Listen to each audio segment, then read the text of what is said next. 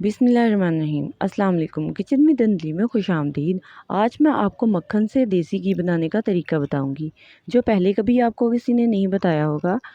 ना आपका घी जलेगा और ना आपकी देगची, ना आपको बर्तन ऐसे कि बहुत ही मुश्किल से साफ़ करना पड़ेगा।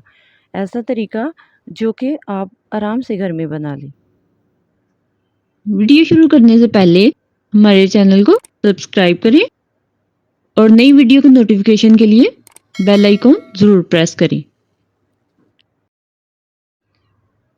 देगची में मक्खन रखा है, इसको दरमियानी आंच पे पहले मैं बना रही हूँ, पकाऊंगी इसे, मेल्ट करूँगी दरमियानी आंच पे। जब ये मक्खन मेल्ट हो जाएगा तो फिर इसे मीडियम से लो फ्लेम पे ले आऊँगी।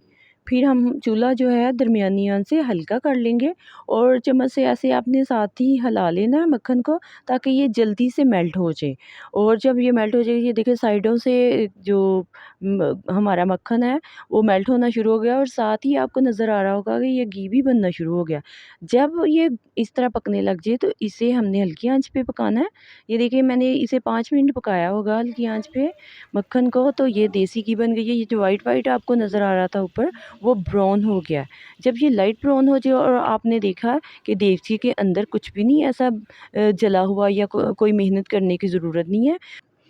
चूल्हा बंद करने के थोड़ी देर के बाद आपने घी को स्टेन कर लेना है किसी बाउल में, या आपने इस बर्तन में घी निकालना हो, ताकि घी थोड़ा सा ठंडा हो जाए और कोई छींटा आपके ऊपर ना पड़े। आपने एहतियात से इसको स्टेन कर लेना है।